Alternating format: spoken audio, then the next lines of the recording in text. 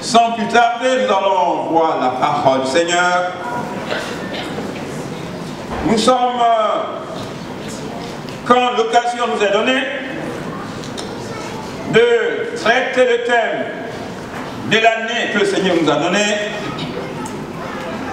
2015, projet de paix, projet d'avenir et projet d'espérance. Dans Jérémie 29, versets 11 à 14, que nous allons lire. Je vous demanderai de vous lever.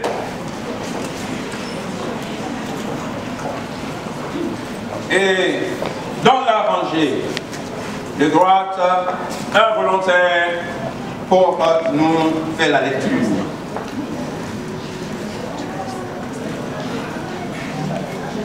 Jérémie 29, verset 11. Car je connais les projets que j'ai formés pour vous, dit l'Éternel, projets de paix et non de malheur, afin de vous donner un avenir et de l'espérance. Vous m'invoquerez et vous partirez, vous me prierez et je vous exaucerai. Vous me chercherez et vous me trouverez si vous me cherchez de tout votre cœur. Je me laisserai trouver par vous, dit l'Éternel, et je ramènerai vos captifs. Je vous rassemblerai de toutes les nations et de tous les lieux où je vous avais chassés. Où je vous ai chassé, dit l'Éternel, et je vous ramènerai dans le lieu d'où je vous ai fait aller en captivité. Seigneur, nous voulons te bénir pour ces instants. Ta parole révèle ta volonté. Ta parole révèle la vérité. Ta parole révèle tes convictions. Ta parole révèle ta lumière. Au travers de cette lumière, nous voyons la lumière. Alors ce matin, nous voulons voir la lumière qui vient de toi, pour qu'elle brille dans nos cœurs. Seigneur, agis au nom de Jésus, et merci Seigneur. Amen. Alléluia. Alors il est bien d'avoir des thèmes. Ça nous pousse à travailler. Ça nous pousse à interroger Dieu, nous parler. Cela nous invite à nous éparpiller dans tous les textes de la Bible et chercher des idées. Quand le Seigneur donne la pensée, alors nous sommes amenés à prier, Seigneur, révèle-moi le contenu de la pensée. Pour que ce contenu me fasse du bien. Et alors que ce contenu me fait du bien, certainement il fera aussi du bien à ton peuple. Alors, c'est une pensée que le Seigneur nous a donnée sur ces projets. Ces projets pour nos vies. Et le Seigneur insiste sur cela. Il a des projets pour nos vies. Le Seigneur a des projets pour ta vie. Nous avons prêché sur cela. Nous avons aussi prêché sur le plan de Dieu pour ta vie. Parce que les projets sont inscrits dans un plan. Aujourd'hui, la question à nous poser, c'est de savoir comment entrer dans les projets de Dieu. Si Dieu a des projets pour nous, comment pouvons-nous entrer dans ces projets? Comment ces projets peuvent-ils se réaliser dans nos vies?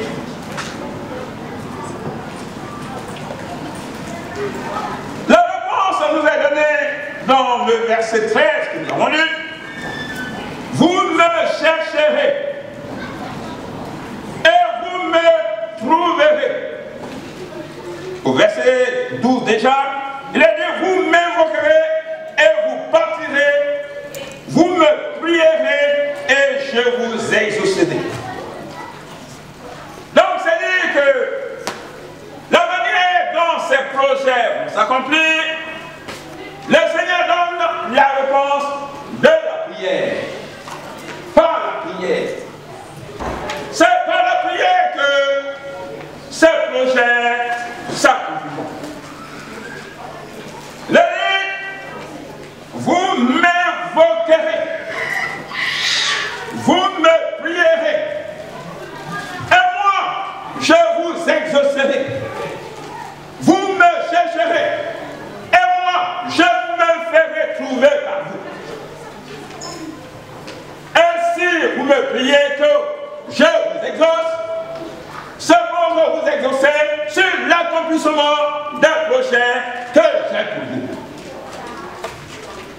si vous me cherchez et que je me fais trouver par vous, c'est pour l'accomplissement des projets que j'ai pour votre vie.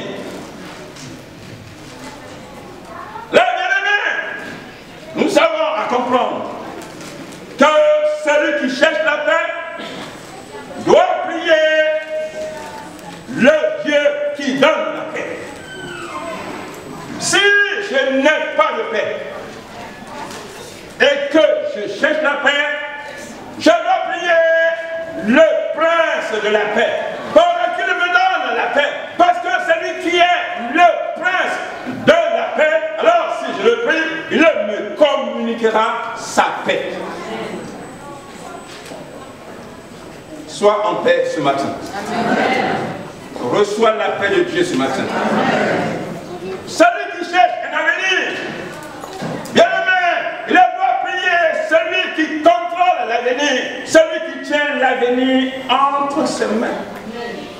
Et celui qui tient l'avenir entre ses mains, c'est Dieu qui est le maître des temps et le maître des circonstances. Bien-aimé, tu es en quête d'un avenir radieux. Tu es en quête d'un avenir qui fait du bien. Tu es en quête d'un avenir qui rassure. Pas besoin de chercher ailleurs. La question de te tourner vers celui qui est le maître des temps, le maître des lendemains, le maître des années, le maître des époques, et celui-là, le Dieu qui est le maître des temps et des circonstances, te garantira l'avenir ce matin.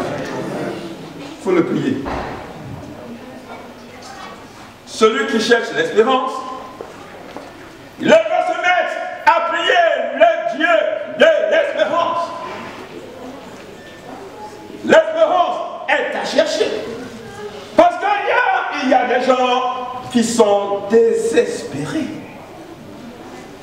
Il y a des gens qui sont désespérés. Et puisqu'ils sont désespérés, ils cherchent l'espoir. Ils cherchent une lueur d'espoir. Ils cherchent une petite lumière à laquelle s'accrocher. Bien-aimé, si tu es désespéré ce matin, nous avons un Dieu de l'espérance.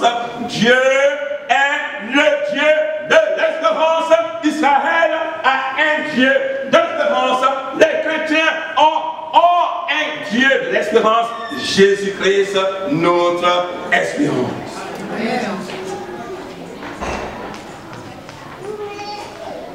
C'est pourquoi nous devons prier. Et il faut prier pour avoir la paix. Il faut prier pour avoir l'espérance. Il faut prier pour avoir un avenir radieux. Et c'est Dieu qu'il faut prier ce matin. Mais quelle est la prière qui nous fait entrer dans les projets de Dieu? Quelle est la prière qui nous fait entrer dans les projets de Dieu? Comment pouvons-nous définir cette prière? Matthieu 7, verset 7. Demandez et l'on vous donnera. Cherchez et vous trouverez. Frappez et l'on vous ouvrira. Car on donne à celui qui demande. Celui qui cherche tout. Et quiconque frappe, à celui-là on ouvre. Voilà la définition de la prière qu'il faut faire et qui nous fait entrer dans les projets de Dieu. Quelle est la prière qui nous fait entrer dans les projets de Dieu? C'est la prière qui consiste à demander. C'est la prière qui consiste à demander, qui nous fait entrer dans les projets de Dieu. Celui qui demande, reçoit. Celui qui demande, reçoit. Celui qui ne demande pas, ne reçoit rien. Alors nous sommes amenés à demander. Mais sur cette question, Dieu nous fait un reproche reproche sévère. Dans Jacques, chapitre 2, verset 4. Jacques 4, verset 2, il a dit, vous ne recevez pas parce que vous ne demandez pas. Vous ne recevez pas parce que vous ne demandez pas. Ça, c'est un reproche sévère aux chrétiens, à nous qui sommes chrétiens. Dans la nature, en tant que chrétien, la nature est de demander à Dieu. Vous ne recevez pas parce que vous ne demandez rien. Et c'est grave. Ne rien demander à Dieu, ne pas demander à Dieu, c'est pécher contre Dieu. C'est pécher contre soi-même et c'est pécher contre Dieu. Car ne pas demander, c'est manquer de prière, c'est le manque de prière. Et manquer de prière, ça dit à Dieu, je suis autosuffisant. Je n'ai pas besoin de toi. Moi seul, je me suffis. Et puisque moi seul, je me suffis, alors je n'ai pas besoin de te demander quelque chose. Je ne suis pas dépendant de toi. Je dépends de moi-même. C'est un grave péché. Contre Dieu. Parce que là, on lui manifeste notre esprit d'indépendance. Vous voyez que je suis indépendant. Je suis libre de faire ce que je veux. Et puisque je suis libre de faire ce que je veux, je n'ai rien à te demander. Et les chrétiens qui ne puissent pas devaient confesser un tel péché. Si tu manques de prière, tu es un pratiquant de péché. Et tu dois te repentir de ce péché. Parce qu'alors tu dis à Dieu, je n'ai pas besoin de toi dans ma vie. Et entends cela d'un chrétien par son attitude devant Dieu, c'est péché contre son Dieu. Et ça aussi péché contre soi-même. Alléluia. Amen. Alléluia. Amen. Alléluia. Amen. Amen. Alors, vous ne recevez pas parce que vous ne demandez pas. Paul nous exhorte à prier. Ne vous inquiétez de rien. Philippiens 4, verset 6 à 7. Ne vous inquiétez de rien, mais en toutes choses, faites connaître vos besoins à Dieu par des prières, par des supplications, par des actions de grâce. Et la paix de Dieu qui surpasse toute intelligence, gardez vos cœurs et vos pensées en Jésus. Priez en toutes choses. Priez en toutes choses pour entrer dans les projets de Dieu. Priez en toutes choses. Toute chose est à souligner. Il faut souligner cela. Toute chose, en toutes choses, il faut prier pour entrer dans les projets de Dieu.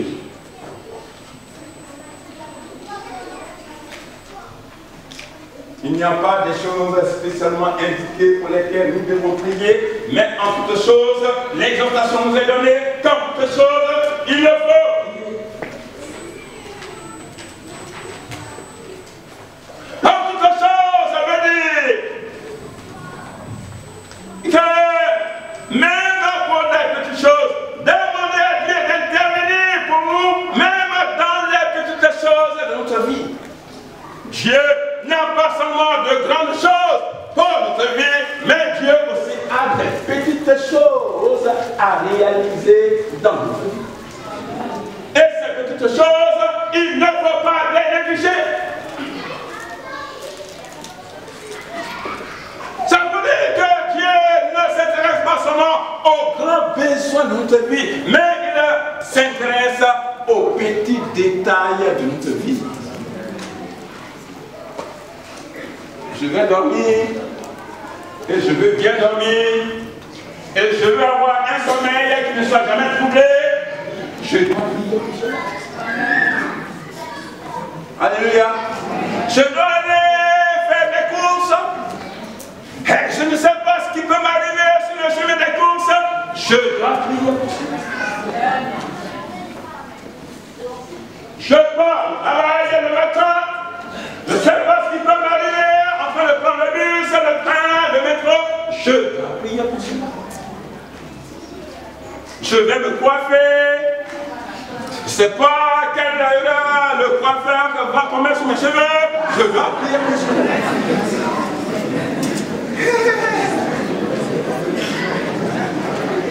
Vous êtes parti avec le mulet, bien se coiffer. Vous sortez avec la tête brûlée.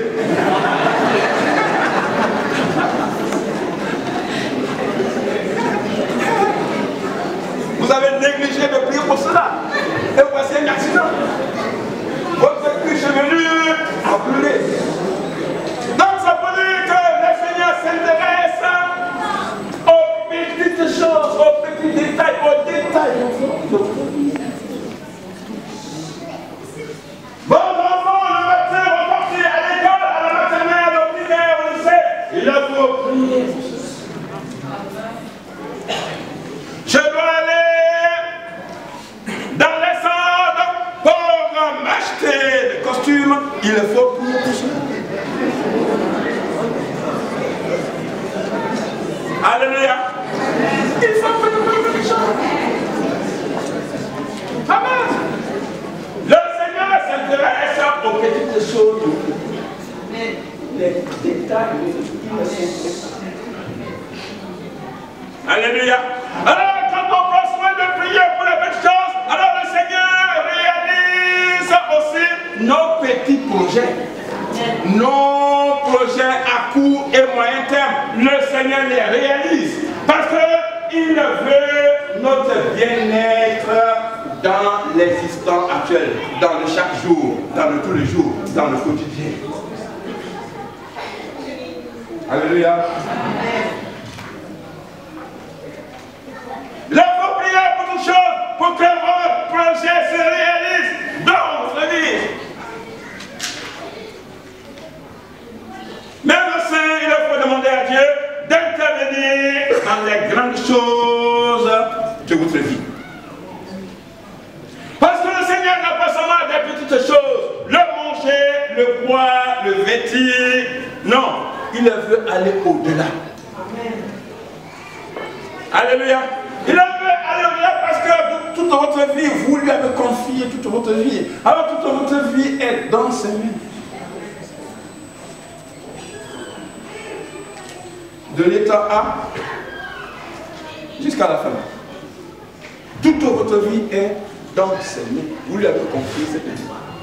Et cette vie que vous lui avez confiée, qui commence de l'état A à l'état Z, il veut la rendre abondante. Il veut la fructifier. Il veut vous rendre excellent. Il veut se révéler à vous. Il veut remplir votre vie. Il veut l'amener à la plénitude pour que vous confessez que Dieu est Dieu dans votre vie. Amen.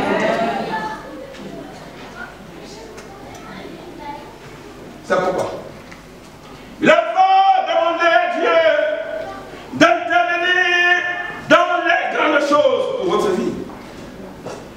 Le Seigneur le demande même à son Fils. Psaume 2, verset 8. Demande-moi et je te donnerai les nations pour héritage. Demande-moi. Je ne te dis pas de me demander seulement pour ton manger et boire, pour ton vêtir. Je ne te demande pas seulement de me demander pour ton bien-être au quotidien. Mais demande-moi et je te donnerai les nations pour héritage. Les nations pour héritage. Dis oui, il faut me demander. Alléluia. Alléluia. Le Seigneur se soucie il se soucie de notre grandeur. Il veut qu'on puisse monter en excellence. Il veut qu'il se soucie qu'on se mette aussi dans le sommet. Qu'on arrive aussi dans le sommet. Alléluia. Parce que lui, il est dans le sommet. Et donc, quand on est avec lui, il veut aussi qu'on demande à être dans le sommet de la société. Demande-moi et je te donnerai les nations pour héritage. Et les nations seront ton héritage.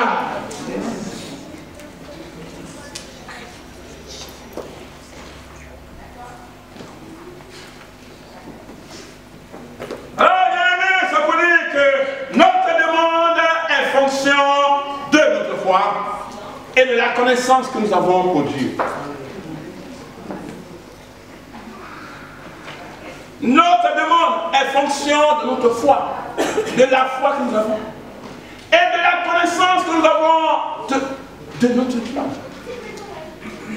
Une petite demande vient d'une petite foi dans un petit Dieu.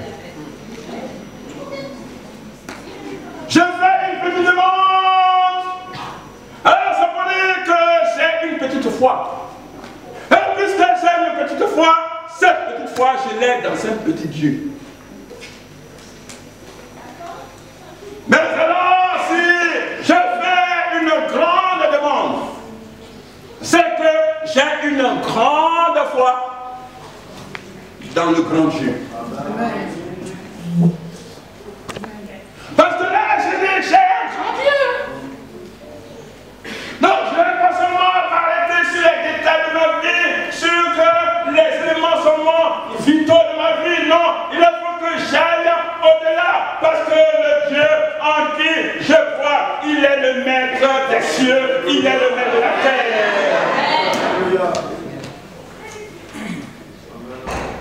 Donc, ce n'est pas seulement un costume que je vais lui demander. Ce n'est pas seulement de l'eau à boire que je vais lui demander. Ce n'est pas seulement le riz que je vais lui demander. Ce n'est pas seulement l'essence que je vais lui demander. Mais je vais comprendre que mon Dieu, il a plus que l'essence, il a plus que le vêtement, il a plus que de l'eau à boire, il a plus que la boisson, et que ce Dieu est grand. Alors, je dois lui demander de grandes choses et prier pour que ma foi devienne grande. Amen.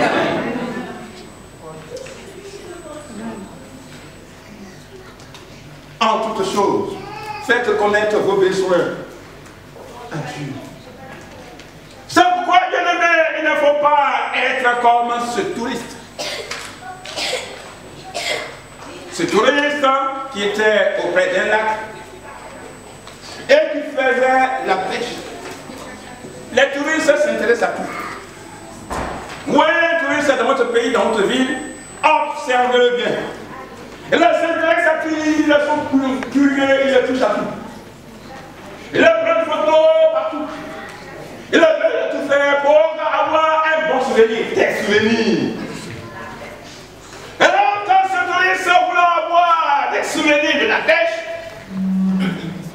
auprès de ce lac-là, il était en train de faire la pêche. Il sort le poisson, il est content, il le garde. Mais il y avait une curiosité dans cette pêche. La curiosité qu'il y avait dans cette pêche, c'est que lorsqu'il prend un gros poisson, il le détache, il le remet dans l'eau. Quand il prend un petit poisson, il est content, il est joyeux, il le garde. Alors il y a un autre touriste qui est encore curieux, qui est venu lui demander. Vous dites que ça fait longtemps, on vous observe faire votre pêche. Et là, vous ressuscitez bien votre pêche. Parce que vous sortez des poissons. Vous êtes un vrai pêcheur. Mais seulement ce qui vous pousse à venir vous demander, c'est que les gros poissons que vous prenez, qui devraient faire votre joie, vous les replongez, et les petits poissons, vous les gardez. Alors le touriste, il arrive, et dit, je vais vous dire, je suis à l'hôtel. Je suis un civil. À l'hôtel, c'est une petite chambre que je prie. pas un grand lit, un petit lit. Sous le petit lit, ce n'est pas un grand réchaud, un petit réchaud. Sur le petit réchaud, je ne peux mettre qu'une petite casserole. Et dans la petite casserole, ne peut entrer que les petits poissons. Voici mon problème, monsieur. Le problème pour les enfants de Dieu, avec les enfants de Dieu, dans la relation entre eux et Dieu, c'est qu'ils voient tout en petit. Mais ce matin, il faut briser tout ce qui est petit dans ta vie. Ce matin, il faut briser tout ce qui est petit, les petites visions, les petits projets, les détails, il faut les briser ce matin avec ça. Et alors, observez que j'ai un grand Dieu. Il n'est pas là seulement pour me donner ma petite satisfaction quotidienne, mais il est là pour révéler sa grandeur dans ma vie. Alléluia. Alléluia. C'est pourquoi j'ai dit que nous sommes dans cette salle. Seigneur, est-ce que tu ne peux pas nous donner ça? Et si on nous dit que oui, pour avoir tout ce complexe, il faut 20 millions d'euros. Mais Seigneur, est-ce que c'est 20 millions d'euros qui peuvent déjà faire? Pour qu'on puisse enlever l'enseigne Leader Price, pour qu'on puisse enlever l'enseigne au lieu du stade et mettre l'enseigne centre missionnaire évangélique.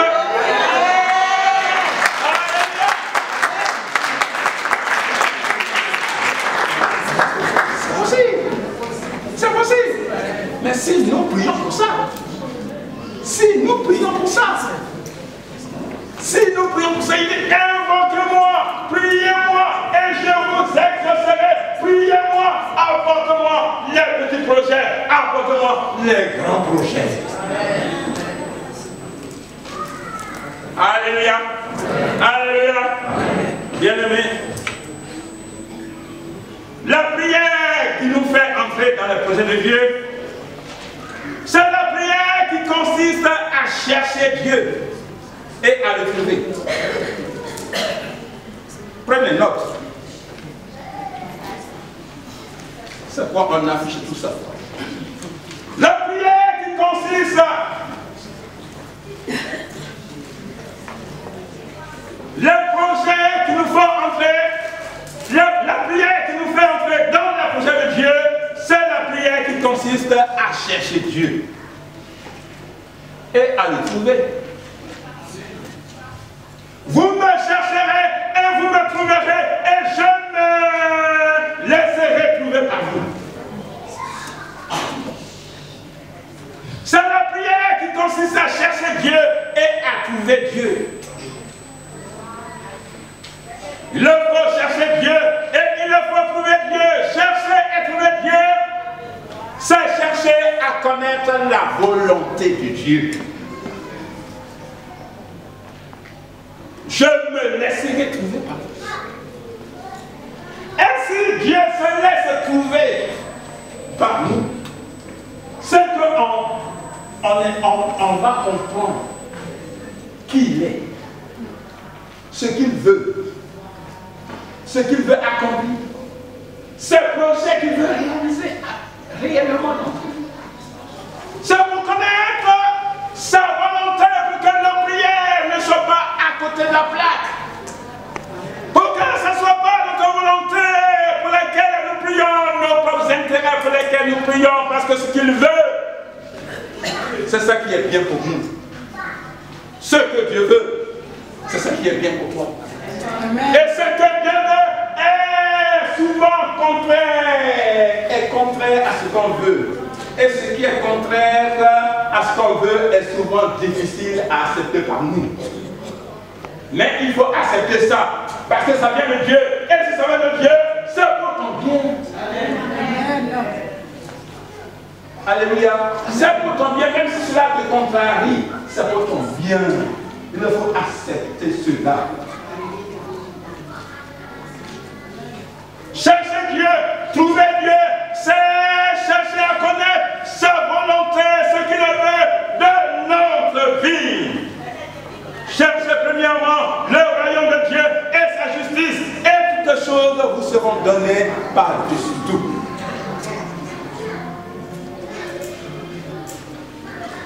Alléluia. Matthieu 6, verset 33. Matthieu 6, verset 33. Le roi Salomon a fait l'expérience. Un jeune roi qui vient à peine d'accéder au trône. Et voici, Dieu se révèle à lui, ensemble. Et Dieu lui demande, je suis le Dieu de tes pères, d'Abraham, d'Isaac, de Jacob, le Dieu de ton père David. Voici ton accession au trône. Demande-moi ce que tu veux que je fasse. Et je te le donnerai. Bien aimé? Yes. Bien aimé? Un chrétien de notre monde actuel, notre monde d'internet et de portable, alors Dieu se révèle à toi dans la nuit et le Seigneur te dit, je suis le Dieu de tes pères, le Dieu de Jésus-Christ. Sois tranquille, ce n'est pas un démon. Je ne suis pas Satan qui t'est apparu, mais savoir le Créateur des cieux et de la terre. Demande-moi ce que tu veux et je te le donne.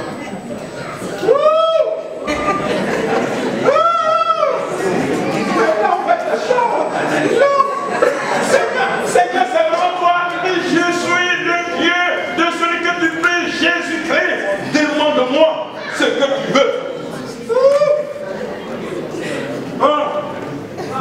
À la place de Salomon, c'est sûr que c'est qu'on va voir en premier, Seigneur, donne-moi le gros diplôme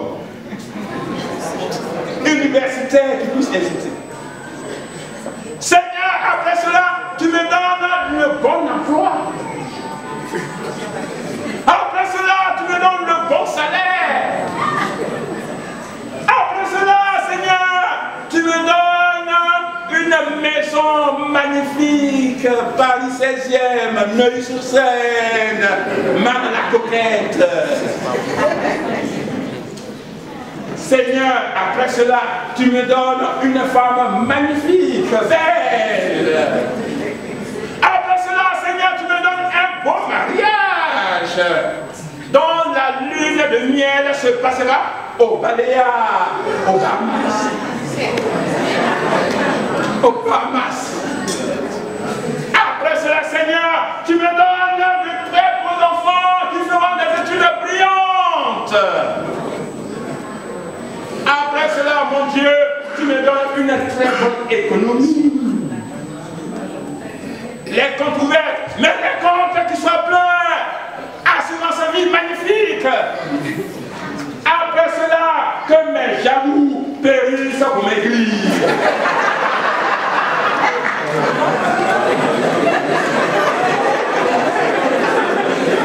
Après cela, que mes jaloux maigrissent et qu'ils périssent. Après cela, Seigneur, tu vas anéantir mes ennemis. Et comme ça, je serai en paix. Alléluia. Alléluia. Mais Salomon, lui, il n'a pas vu tout ça. Il avait besoin de tout ça. Parce qu'il est jeune. Alors, la jeunesse pouvait lui monter dans la tête. Vous dites, ça c'est une bonne occasion. Mais il a balayé tout ça. Il dit, Père Saint, Père, je suis jeune. Le peuple sur lequel tu viens de l'établir est nombreux. Et moi-même j'ai peur. Et puisque j'ai peur, tu me donnes de l'intelligence. Amen. Pour que ce peuple-là, je puisse bien le diriger. C'est seulement ça que je te demande. Alléluia. Dieu lui-même a été troublé. Il a troublé Dieu par sa réponse. Il dit oui, j'ai besoin que Dieu la sagesse de l'intelligence. Il dit ok, d'accord. Bon, je te donne. Mais en plus de cela, ce que tu n'as pas demandé là, je te donnerai.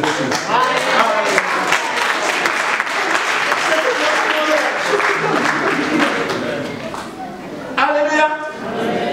Et il dit, aucun roi de ton existence ne sera aussi glorieux, si puissant comme toi, ne sera aussi intelligent, sage comme toi, parce que tu as demandé la chose essentielle. Et puisque tu as demandé la chose essentielle, alors je t'élèverai en gloire. Bien-aimé, demande ce matin la chose essentielle à Dieu. Et la chose essentielle à demander à Dieu, c'est la gloire de Dieu dans ta vie, c'est la volonté de Dieu dans ta vie, c'est les intérêts de Dieu dans ta vie. Amen. Alléluia. Tu as jeûné pendant un mois. Est-ce que tu as mis les intérêts de Dieu en avant? Tu as jeûné pendant un mois. Est-ce que tu as mis les intérêts de Dieu en avant? Salomon a dit les intérêts du peuple de Dieu d'abord. Il faut que je le dise. Les intérêts du peuple de Dieu d'abord. Moi, est-ce que, bien-aimé, tu te préoccupes des intérêts de la maison de Dieu? Est-ce que tu mets les intérêts de ton église en avant dans tes prières, dans ton intercession? Alléluia. Alléluia. Même pour venir à l'église, il faut qu'on te supplie. Pour venir aux réunions, il faut qu'on te supplie. C'est l'occasion à saisir ce matin pour voir la révélation de Dieu. Et voir la révélation de Dieu, c'est que Seigneur, apprête-moi à faire que ta volonté, que tes intérêts, que tes vœux s'accomplissent dans ma vie. Alléluia. Alléluia. Alléluia. Et alors, le ciel s'ouvrira pour ta vie. Amen.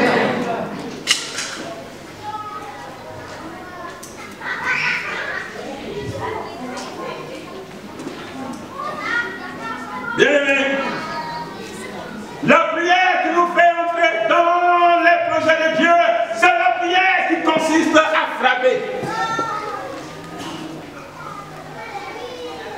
La prière qui nous fait entrer dans les projets de Dieu, c'est la prière qui consiste à demander. La prière qui nous fait entrer dans les projets de Dieu, c'est la prière qui consiste à chercher Dieu. La prière qui nous fait entrer dans les projets de Dieu, c'est la prière qui consiste à frapper. À frapper. On n'a pas dit de frapper ton voisin ce matin. On n'a pas non plus dit de frapper ta femme. Non. Mais c'est une prière qui consiste à frapper, de frapper, et l'on vous ouvrira.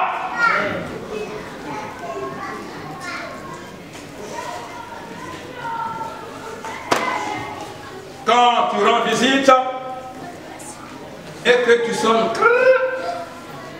ça ne répond pas. Ça ne répond pas. La troisième fois, c'est bon, bon, bon, bon. Bon, bon, bon, bon, bon. Il y a quelqu'un.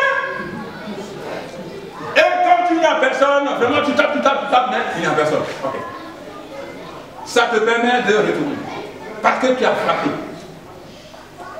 Mais s'il y a une personne, attendez, j'arrive, je suis dans la salle de bain, je me coupe, j'arrive.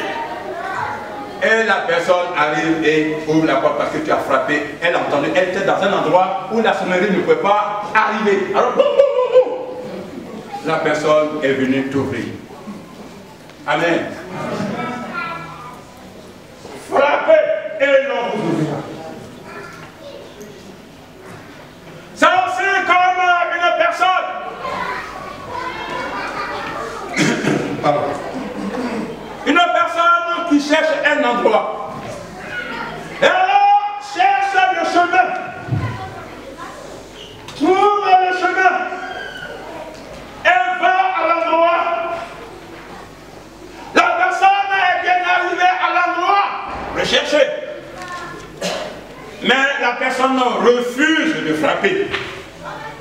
La personne refusant de frapper retourne.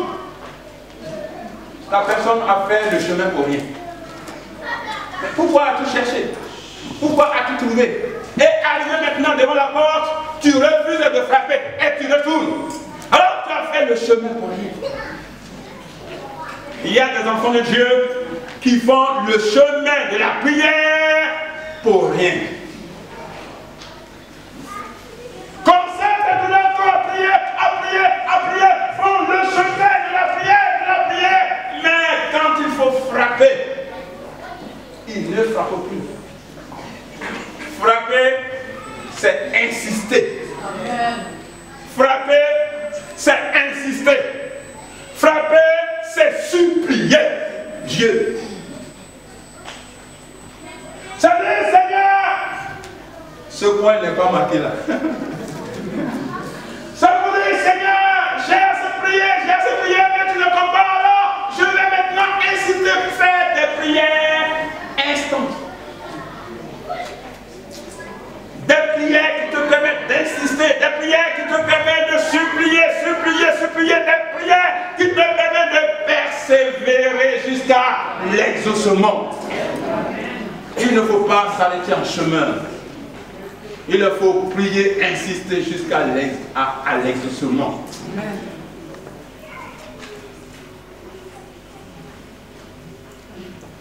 Frappez et l'on vous ouvrira. Frapper, c'est entrer, c'est accepter d'entrer dans les projets de paix. C'est accepter d'entrer dans les projets de paix, d'avenir et d'espérance de Dieu.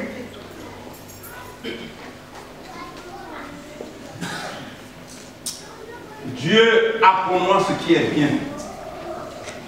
Et ce qui est bien là ne s'est pas encore réalisé. Or, ce qui est bien là existe.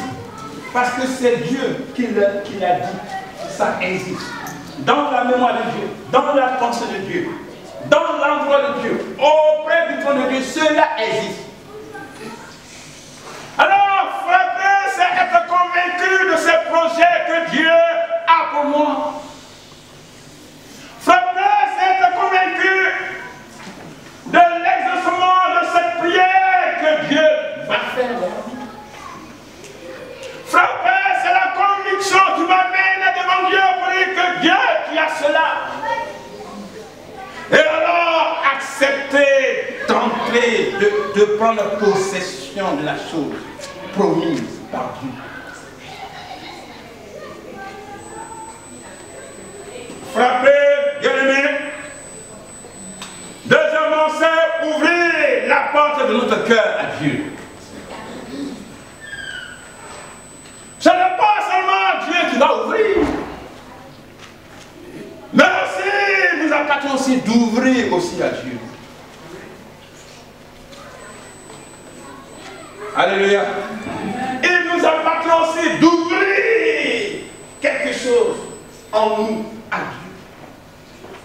Parce qu'alors qu'on veut entrer dans l'intimité de Dieu pour prendre Dieu aussi avec nous, il veut aussi entrer aussi dans notre intimité pour déposer. Alléluia. Amen. Alléluia. Amen. Ce n'est pas toi seul à qui le Seigneur demande la démarche. Dieu aussi veut se mettre aussi en marche pour venir entrer dans ta vie et faire le dépôt de ce dont ta vie a besoin. C'est pourquoi sa parole dit dans Apocalypse 3, verset 20, je me tiens à la porte de ton cœur. Je porte quelque chose pour toi. Et je me tiens à la porte de ton cœur et je frappe. Je frappe parce que je sais que ton cœur est dur. Et ce matin, ton cœur est dur. Dieu veut que tu l'ouvres ce matin. Il le frappe. Il veut que tu l'ouvres. Il a quelque chose à déposer dans l'intimité de ton cœur, de ton existence.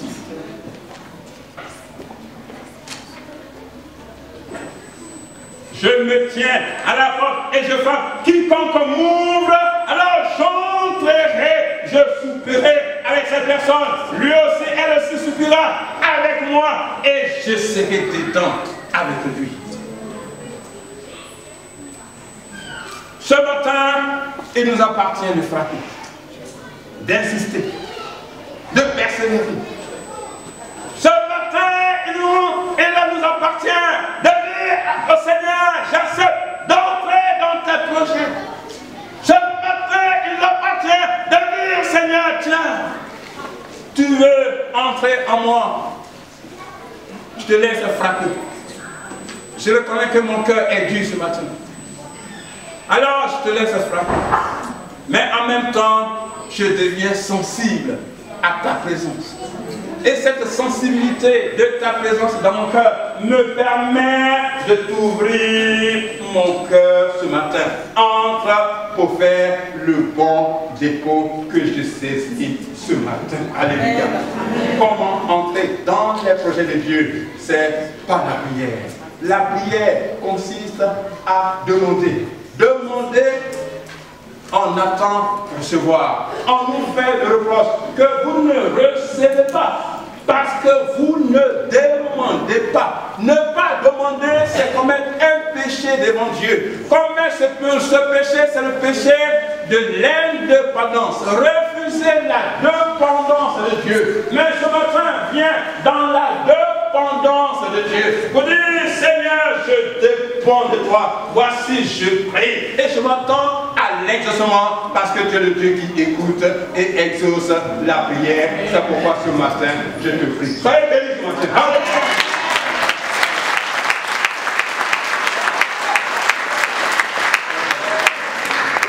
Lèvons-nous pour prier. Comment entrer dans les projets de Dieu? Par la prière.